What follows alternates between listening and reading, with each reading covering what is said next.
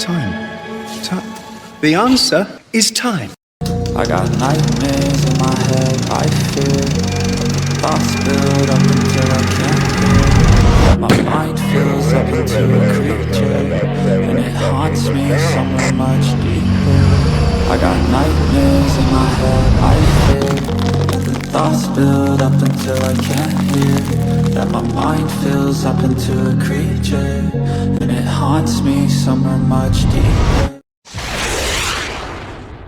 Hello and welcome to True Crime Rocket Science, the most authentic voice in true crime. How far back do we need to go in the timeline? May 9th, May 8th, 7th, 6th. How about the 1990s? That's around 30 years back in time. The amazing thing with this case was how well Suzanne herself had hidden her affair with Jeff Libler. Don't you agree that it's time to talk about Jeff? It was so well hidden, Suzanne's affair with him, that it was almost a fluke that the cops found out at all. Suzanne had accidentally recorded herself flirting with Jeff on her own spy pen, a scenario Barry never could have anticipated. Even so, after months of investigative work, the cops eventually realized there was a Jeff, and then the process of narrowing down the right Jeff from a list of 20 or more Jeffs began in earnest. Finally, on November 4th, the cops called a Jeff and recognized his voice as matching the one that they'd heard on the spy pen. About a week later, they were face to face, and Jeff then took the cops into a time machine, 30 years back in time, to college years in Indiana. Before we get to that, if you haven't subscribed to the channel, please do. I'm obviously covering this case on almost a daily basis. There's a lot of legs left in this particular case. A lot has still got to happen. So if you're interested in this case and you haven't subscribed, please do. If you're enjoying this episode, please like, share, leave a comment. You can also hit the thanks button, and let's get started. So I'm going to take you to page 14 in the redacted affidavit. Upon the recovery of Suzanne's spy pen, Special Agent Grissing and Special Agent Kenneth Harris began prioritizing anyone named Jeff in Suzanne's social media, in her phone records or other accounts. On the pen, Suzanne spoke to an unknown male named Jeff while she was in Florida, as if he was her lover, but no last name or phone number was provided. So this was sort of a mystery within a mystery. After months of investigation and after working through a list of about 20 or more Jeffs, possibly associated with Suzanne, Jeff Libler, a former high school friend of Suzanne, did you catch that? A former high school friend of Suzanne was identified and interviewed. And then Libler provided the following information. Do you see why the timeline does extend in this case back to high school? On November 4th, 2020, Special Agent Grissing and Special Agent Harris spoke with Libler on the phone and recognized his voice as being the voice on Suzanne's pen recording. After discussing his relationship with Suzanne and Libler talking about their secret meetings, he asked to continue the interview in person. He said after he learned Suzanne went missing, he figured there's no way she's alive. So, and it turned out that he was right. But if you think about it, he figures she's not alive, which I think is another way of figuring she's been murdered. And then does he do anything to assist the police? There's another case that was a little bit similar in that respect, and that it was the Patrick Frazee case, where there was someone else that could have just picked up the phone and given the police a lot of answers. Anyway, he said he's not proud about not coming forward, giving reasons to agents that he has 6 kids and a wife and will lose his job.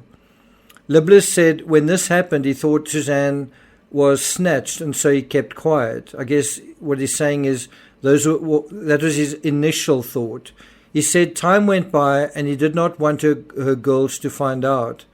He does not think that Barry knew about him and Suzanne or what set him off, other than the fact that the guy could be easily set off by anything, And those are the words, those are Libler's words quoted in the affidavit.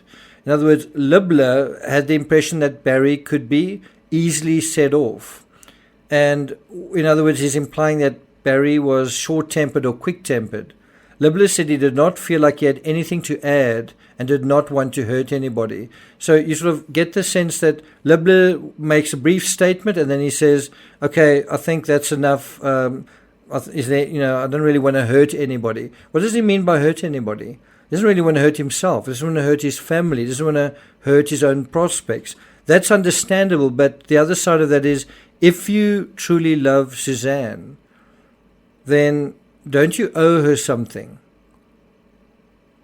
And think about the options here. He could have come forward and said to the police, I want to come forward anonymously. And exactly that happened in the Lucy Letby trial, where a doctor who was implicated in adultery was allowed to testify behind a screen. So instead of doing nothing, you can come forward and just say to the police, can I do this under conditions of anonymity? And of course, we had that with the Nicole Kessinger case, and of course, her privacy wasn't respected. So I guess, and I mean, this case happened quite close to the Watts case. So probably what happened to Nicole Kessinger was a cautionary tale as far as he was concerned. Does that make sense? Now, on November 13, 2020, the two agents, Grussing and Harris, interviewed Libler in Ann Arbor, Michigan. Libler said after Suzanne's first message of howdy stranger to him in 2018, so she reached out to him. They began talking on the phone. Libler said he was nervous to talk to agents and admitted that what he did was disgraceful. In the summer after Libler's first year of college in Indiana, right, we're now going back to late 80s, early 90s, he attended a party with some friends at Suzanne's house. You can almost see like a grainy video, something recorded on sort of VHS of this kind of taking place in your mind's eye. And there's a young Jeff Libler with a full head of hair and a young, innocent Suzanne Morphew. And she's about to make a critical choice in terms of the man that she's going to choose to sort of nail her colors to the mast in terms of that. At that point, Barry and Suzanne were a couple, but Barry was not at the party. So one does wonder, where was he? They're a couple, Barry's somewhere else. Libler said that he and Suzanne kind of hooked up, but not really at the party. Not quite sure what that means. It seems like they flirted with one another. It seems like there was some sort of a moment where they realized they liked each other. Libler played golf almost daily at the time, and Barry worked on the golf course. So they actually were two young men who were sort of employed in the same area. And then Barry found out about Libler and Suzanne hooking up at the party. Upon seeing Libler on the golf course, Barry jumped off the tractor and he was ready to beat me down. That's according to what Libler said to the agents. But Libler told Barry, you're going to lose your job. You're going to lose everything. And of course, Libler knows that Barry's got a job, the same place where he's got a job. And so he manages to talk Barry down. And that's an incident where Barry gets emotional about, and I mean, who wouldn't be, but there's certain ways to handle that. Anyway, Libler talked him out of it, and that was the last interaction Libler had with Barry. And then you have this big time warp to, I think is it 2018, when Suzanne out of the blue says, howdy stranger. Now, if we go to the bottom of page 15 of 129, and all of this is represented early on in the affidavit, Libler said that he knew that Suzanne had discussions with, and I think that is with one of her daughters in March or April, about separating with Barry and getting a divorce. I guess it could also be with her sister. Anyway, Suzanne told Barry, I just want peace, and explained that she wanted it to be peaceful for the girls. Libler thought that in February 2020, Suzanne was wanting to break out on her own, but still wanted to wait until, I think, one of their daughters graduated. Libler said that Suzanne felt some shame. This is really interesting. Libler said that Suzanne felt some shame that she had so much materially and she spoke with Libla about life transformation. Bear in mind, she'd inherited a shitload of money from, I think it was her mother, something like $500,000. But I mean, they were living in a really big house, and she was driving a really nice car, and they were sort of living like pretty wealthy people. It was quite different to their fairly simple life in Indiana.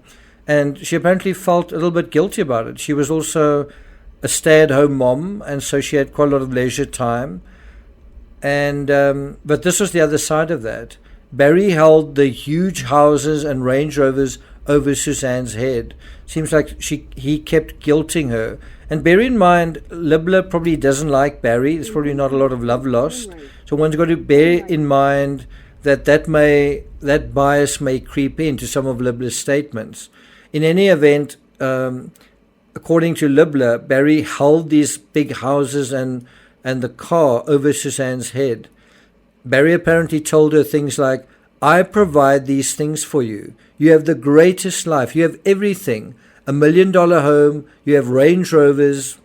And Libla said that they never made concrete plans, but she told him several times when she does leave Barry, she would go without contacting Libla for a while. Suzanne said she was not doing this for Libla, but for herself. I do wonder if Suzanne had extricated herself from her marriage, whether Libla would have done the same thing. What do you think? Anyway, Suzanne's talk of leaving Barry was like a wave with a higher frequency of waves. Right? In other words, what he's saying is his perception of the status of their marriage was escalating. Waves with more and more waves occurring in higher frequency. And that's a really powerful description of the sort of thing that we're looking out for. Was there some sort of deteriorating pattern? Well, if we take Libla's word for it, there was. Libla said Suzanne had faith that God would provide for her and she would figure it out. And so I've made a video previously, what role did religion play in this? And it seems as though Barry could succeed in guilting Suzanne because she did seem to feel shame and guilt about certain things. And so that did seem to be a way of controlling her to some extent. Libla did not know that she had an inheritance until he read about it in the media. So that's quite interesting. Libla says he didn't know about it. What do you think? Do you think Barry didn't know about it as well? In March through May of 2020, Libla and Suzanne talked a lot about mountain biking, and Libla looked at the trails online in Colorado, and they sometimes talked before Suzanne went for a ride. Suzanne put her bike in her car on her way to the trailheads and did not often ride in her own neighborhood. She normally rode in the evening for about half an hour or 40 minutes. Now, that is very, very important intel, that first of all, she would put her bike in her car. That's the first point. Number two, she does not often ride in her own neighborhood, meaning she wouldn't just get on her bike and ride from there. And you may remember me saying, I've driven my vehicle through that neighborhood and I'm a mountain biker and I wouldn't ride there either because it's a very short, pleasant route, but it's a very short route and then you're on a very elevated, busy tar road that goes steeply downhill in the one direction and steeply uphill. And that's not how you would want to start that sort of ride. And then the other thing is she normally rode in the evening for about half an hour or 40 minutes. And he doesn't say whether she rides every day, but the fact that what is implied here was that she rode in the morning is something that is out of the norm. The interesting thing as well is that Libla provides this useful information about Suzanne's habits, whereas when Barry arrived on the scene, he didn't seem to be as helpful in volunteering this sort of information. Of course, who knows if it's accurate one way or another? Well, probably the Morphew daughters. In the first week of May the other thing to mention is it's interesting that Barry it wasn't Barry that introduced Suzanne to mountain biking. It was somebody else that told her about something that she might enjoy. So you get the idea that her and Barry didn't really do things together. Now we're at the bottom of page 16. In the first week of May 2020, Suzanne told Libler the girls were going on a camping trip that weekend. Turn right. So that's how early they knew about that. Libler said anytime she was alone with Barry, she dreaded it, didn't want to be alone with him. Barry refused to go to counseling, though Suzanne offered. Barry told her, you just need to be who you were to me, and everything will be fine. You have a really interesting sense of the dynamic there, that Suzanne wants to go to counseling, Barry doesn't. Barry seems to think, you need to be a certain kind of person, and then everything will be fine. It doesn't really matter what kind of person I am, or whether you're not happy with that. That seems to be implied in that scenario. Libler said he thought two things could have happened to Suzanne. That Barry learned about us and snapped, or maybe she told him she was going to leave him. And I think it's possibly both. And then I think there's also another element. And I also think if you imagine yourself in Barry's situation, if you have financial difficulty, then what is keeping you artificially in a marriage where the other person perhaps doesn't want to be with you? If Suzanne wasn't going to inherit anything, would the marriage have been extended in the way that it was? The other thing that's interesting is Libler's DNA was collected and it has not matched any known item of evidence collected in the case. Why do you think law enforcement collected Libler's DNA? Well, it was obviously because they were investigating him as a possible suspect. Why would they do that? Because it was someone close to Suzanne, and you could have a situation where he was a jealous lover, or a situation where he perhaps didn't want certain information to come out, or whatever it is. And so that's just par for the course. Anyone close to the victim, you want to find out what the context was, what the situation was, and you want to make sure that you can clear them. So now on page 17, we deal with Libler's LinkedIn account. It's a LinkedIn account with photos and text shared between her and Libler. Your affiant also served warrants on the Verizon account for Libler. The following data was collected. Number 1, from LinkedIn, Libler and Suzanne sent 59 communications to each other on Saturday, May 9th, with the last outgoing from Suzanne occurring at 2:11 p.m. when she messaged, I'm on WA, meaning what's up. Now, there's somebody that's quite a prominent member of the TCRS community who thinks that Suzanne actually died on the Friday. For that to be true, it means all 59 of those messages were staged. And then the question then would be, didn't Libler notice that the tone, the emojis, the type of conversation with this imposter wasn't the same as with Suzanne? Another way of checking that is to say, on another day, did they often have 30, 40, 50 communications? But what one can probably check and verify is, and authenticate, is whether the person on the receiving end got a sense that this was the person that they normally were dealing with. And in the Kelsey Bereth case, the same thing happened. Someone sent staged texts, and the person on the other end felt that it didn't sound quite like her, and it probably wasn't. Anyway, Libler sent response messages at 2:39 p.m., 2:46 p.m., and 2:47 p.m. that Suzanne did not answer. He also sent messages on May 10th and May 11th that were not answered.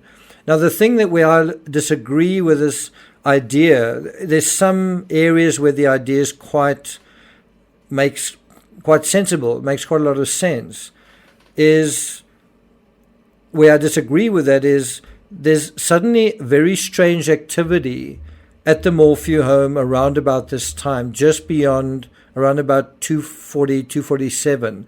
It's when Barry suddenly seems to be running around after chipmunks.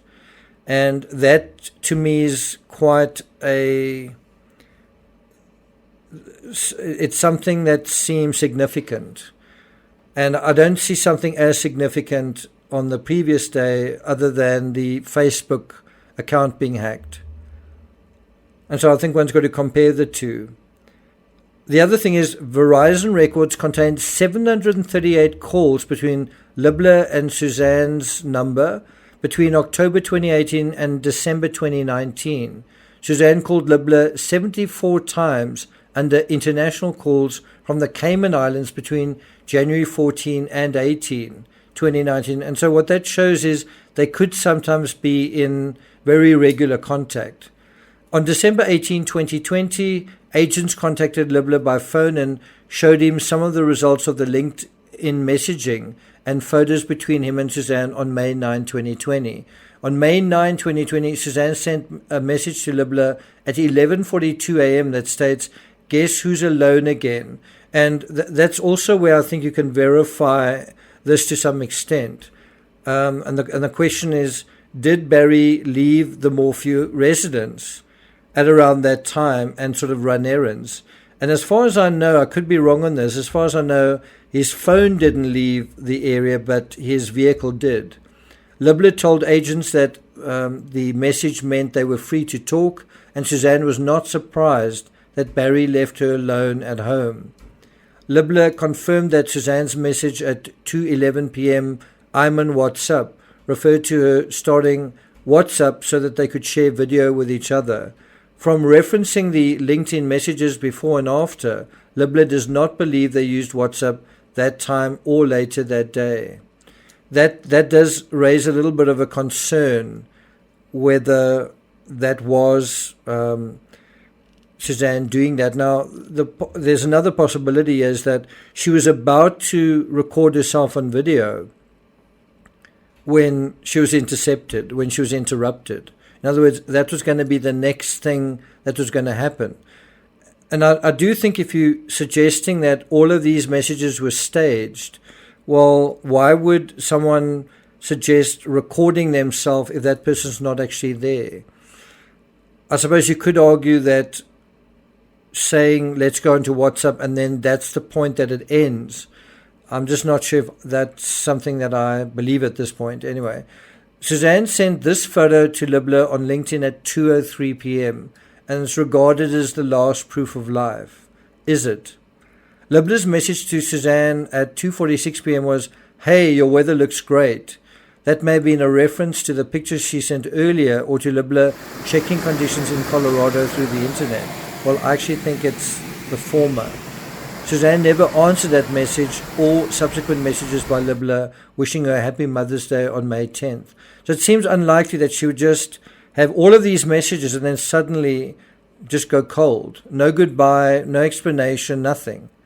Doesn't that seem like a major red flag? From the return of search warrant on Libler's Verizon phone, Libler used the same Michigan switch for all 23 communications from May 7th to 11th, 2020, as he did on the November 13, 2020 interview with agents at the office of the FBI in Ann Arbor, Michigan. So again, in terms of providing an alibi, so first of all, he provided his DNA, but he also sent screenshots of his credit card charges for his Costco wholesale credit card under the name Jeffrey S. Libler for May 2020. And so what they saw were charges in Wixom, Michigan for $292 at various stores, another charge of $26 in Howell. And I mean, this showed that he was far from the scene when Suzanne disappeared.